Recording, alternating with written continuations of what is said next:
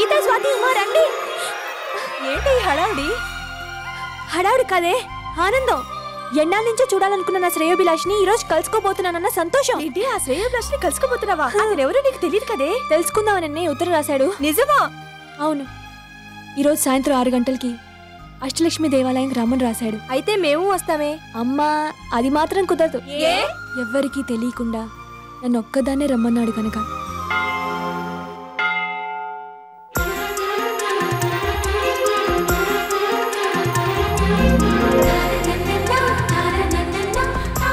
కొంచెం సేపు కనపడకుండా థ్రిల్ చేద్దాం.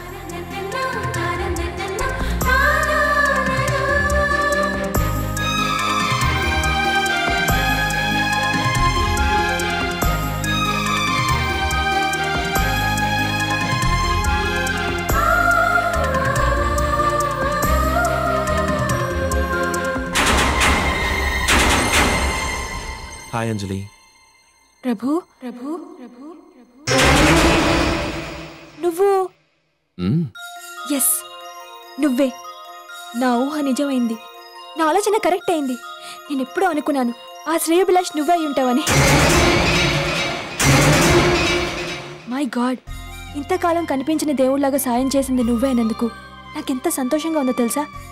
ఇంత మంచి స్నేహితుడు నాకు ఇచ్చిన ఆ దేవుడికి నిజంగా థ్యాంక్స్ చెప్పుకోవాలి. రా ప్రభు. ఏయ్ అంజలి,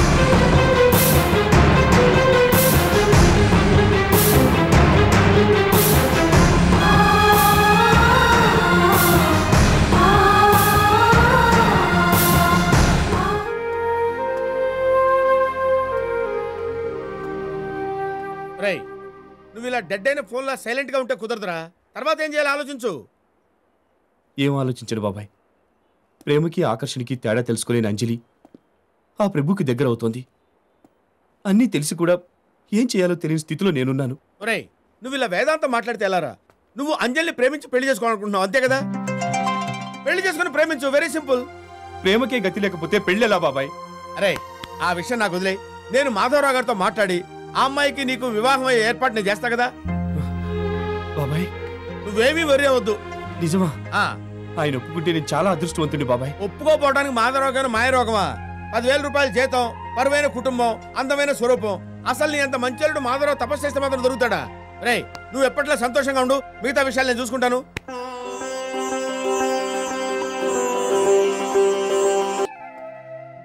ఏంటి బాబు నువ్వు మాట్లాడేది? 100 ఎకరాల మాగాణి, 50 ఎకరాల కొబ్బరి తోట, 2 ఎకరాల చేపల చెరువులు, 3 ఎకరాల రొయ్యల చెరువులు ఉన్న మావాడిని మీ అమ్మాయికి ఇచ్చి చేయాలా? అవన్నీ లేవని నువ్వేగా చెప్పావు. అప్పుడెప్పుడో చెప్పావుంటే. ఇప్పుడు మా వాడు చేస్తున్న ఉద్యోగం ఏంటి? బాటా కంపెనీలో ఎక్స్ట్రాడనరీ ఉద్యోగం చేస్తున్నాడు. నెలకి 9,999 రూపాయల శాలరీ. అటువంటి వాడు మీ అమ్మాయిని ఎగేసుకొని చేసుకుంటాడు అనుకున్నావా? అది కాదు బాబాయ్, మా అమ్మాయి అంటే అబ్బాయి ఇష్టపడుతున్నట్టు. వాడెవడండి ఇష్టపడడానికి? తొర్రాడు పర్వతం ఇష్టపడాలి, నేను ఇష్టపడాలి. ఆ మాటకు వస్తే తొర్రాడు యావత్తు ఇష్టపడాలి. ఇదిగో నువ్వు తలుచుకుంటే అందరూ ఇష్టపడతారు. ఇక బాధ్యత అంతా నీదే. ఏదో చెయ్యి బాబాయ్, నువ్వే చేయాలి, నీదే భారం. ఏదో పెద్దగా వంట కడుతున్నావు కాబట్టి తప్పేదే ఉంది. నువ్వు వెళ్ళి నేను చూసుకుంటాను. చాలా వెళ్ళు. సినయ్య, నువ్వు ఇక్కడున్నావా? నీ పంట పండిందిరా. అదృష్టం ఎగురొచ్చి నీ ఒళ్ళో వాలిందిరా.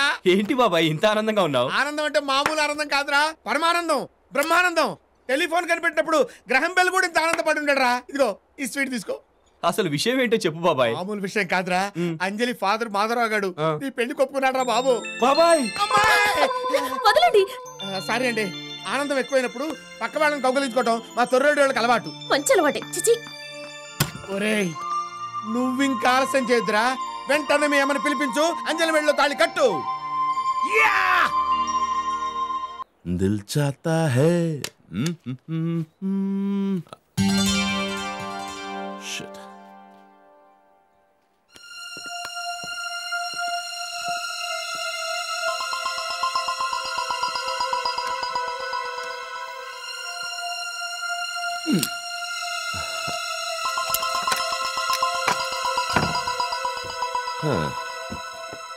ఈ సీన్ గాడికి ఏదెక్కడ పెట్టాలో కూడా తెలీదు. వావ్.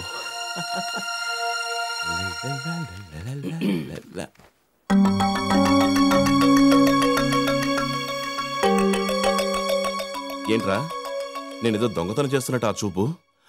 నాకు డబ్బు అవసరమైంది, అడగడానికి నువ్వు లేవు. తర్వాత అడ్జస్ట్ చేద్దామని తీసుకున్నాను. ఇన్నాళ్లుగా తీసుకోవటమే తప్ప ఒక్కసారైనా నువ్వు అడ్జస్ట్ చేసావురా? ఎన్నాళ్ళిలా మాటలతో మోసం చేసి బతుకుతావురా? ఏంట్రా లోకంలో నువ్వు ఒక్కడవే కష్టపడి సంపాదిస్తున్నట్టు మాట్లాడుతున్నావేంటి? నేను కష్టపడి సంపాదిస్తున్నానని మాట్లాడడం లేదురా, నువ్వు కష్టపడి సంపాదించడం నేర్చుకోమని చెప్తున్నాను. రే ఫూల్, డబ్బు అనేది పుట్టింది ఖర్చు పెట్టడానికేరా, దాచుకోవడానికి అయితే పచ్చకాయతాలు ఎందుకు, చిత్తకాయతాలే దాచుకోవచ్చుగా. నీలాంటి వాడు డబ్బుని దాచిపెట్టి ఇన్సల్ట్ చేస్తుంటే నాలాంటి వాడు దాన్ని ఖర్చు పెట్టి గౌరవిస్తుంటాడు. అంతేగాని కష్టపడి సంపాదించావు అంతేనా? ఈ మాటలతో గారడీలు అబద్ధాలతో కాలక్షేపం చేయడం వల్ల టెంపరీగా సుఖపడొచ్చేమో కానీ పర్మనెంట్ గా సెటిల్ కాలేవురా. లైఫే టెంపరీ అయినప్పుడు పర్మనెంట్ సుఖం గురించి ఆలోచన ఏంట్రా? కావచ్చు, కానీ పరాయి వాళ్ళ సంపాదన ఖర్చు పెట్టే వాళ్ళని పారాసైట్స్ అంటారు. తాతలు తండ్రులు సంపాదించిన ఆస్తుల్ని తగలేసే వాళ్ళని వ్యక్తిత్వం లేని వాళ్ళు అంటారు.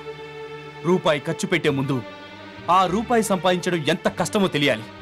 మనిషి పుట్టినందుకు మన డబ్బు మనం సంపాదించుకోగలగాలి, మన బతుకు మనం బతకగలగాలి.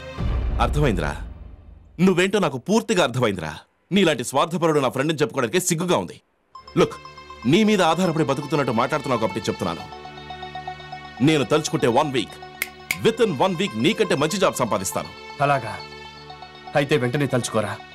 నువ్వు ప్రేమికుడు అయితే నిన్నెంతగానో ప్రేమించే అమ్మ నేను సంతోషపడతాం. అంటే నేను ఉద్యోగం సంపాదించలేననేగా నీ ధీమా? ఓకే, ఈ ప్రభు అంటే ఏంటో నీకు త్వరలోనే చూపిస్తా. బాయ్.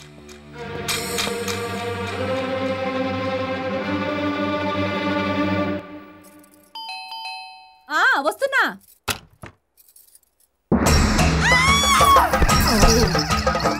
ఇదేంటి ఇలా పడిపోయింది? టయరు టయరు ఏ టయరు, అరే మూర్చిపోయింది. మన గెటప్ అంత పవర్ఫుల్లా? లాభం లేదు, తెలుగు గంగను ఓపెన్ చేయాల్సిందే. రా దిగిరా, దివ్య నుంచి భూమికి దిగిరా. ఏంటి ఇలా పడిపోయావు? మీ పగటి వేషం చూసి. పిచ్చిదానా, నాది పగటి వేషం కాదు, పరమశివుడి వేషం. సరే, ఇప్పుడెందుకు వేసినట్టు? ఇవాళ నా రాశి ఫలాల్లో నాటక రంగంలో రాణిస్తానని ఉంది, అందుకే ఈ వేషం వేశా. నేను అలా వాకింగ్కి వెళ్ళొస్తాను, ఇల్లు జాగ్రత్త. కర్మ కర్మ, ఇల్లు సంగతి సరే గాని ముందు మీ ఒళ్ళు జాగ్రత్త. బయటికి వెళ్తే కుక్కలు వెంట పడతాయి. లక్షణంగా మా వాడు పెళ్ళయ్యేలా చూడు తండ్రి.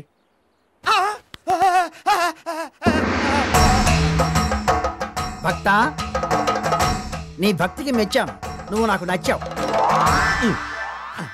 శివుడు అందంగా ఉంటాడంటారు కదా, వీడేంటి ఇంత చండాలంగా ఉన్నాడు? ఎదురింటి ఆచార్యగాళ్ళగా. ఏయ్, దేవుళ్ళని నిందించకూడదు, కళ్ళు పేలిపోతాయి. దేవుళ్ళనంటే ఓకే, నిన్ను నిందిస్తే కళ్ళు ఎందుకు పోతాయి ఆచార్య? దిగు. అంటే గుర్తుపట్టేశావన్నమాట. ఇదిగో బూతు బాబాయ్, నేను ఇవాళే కళారంగ ప్రవేశం చేస్తున్నాను, అందుకే ఈ గెటప్. అది సరే గాని ఈ గెటప్ లో తమరు ఎక్కడికి బయలుదేరారు మహాశివ? త్యాగరాయ గాన సభలో పౌరాణిక నాటకోత్సవాలు జరుగుతున్నాయట, శివతాండవం చేద్దామని వెళుతున్నాను. అది సరే గాని ఈ గెటప్ లో ఏదో లోపించిందయ్యా. లోపించిందా? ఏమీ లేదే, అన్ని కరెక్ట్ గా ఉన్నాయే. అబ్బే, ఏదో లోపం ఉంది. బలబడివే, చెవలవి నడువుది. అది నువ్వు పని చేయి, నేను ఇప్పుడే వస్తాను, నువ్వు కళ్ళు మూసుకొని ప్రాక్టీస్ చెయ్యి. ఏమిటో ఈ బాబాయ్ చేదస్తాం, ఏది అర్థం కాదు. సరే, కళ్ళు మూసుకొని ప్రాక్టీస్ చేస్తా.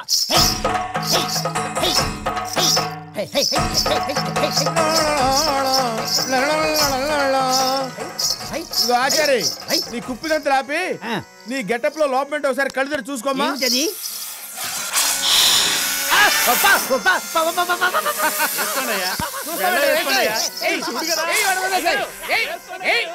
పడిపోయాడు పడిపోయాడు.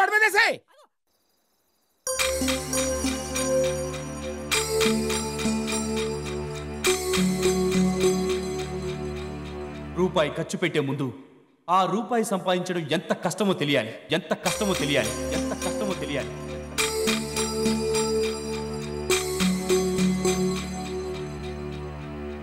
రీసెంట్గా బాటా కంపెనీలో మేనేజర్గా జాయిన్ అయ్యాను.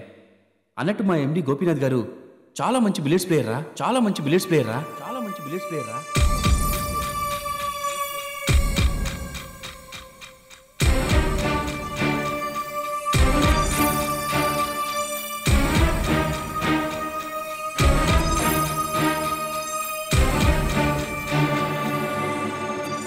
MD Gopinath, you are my target.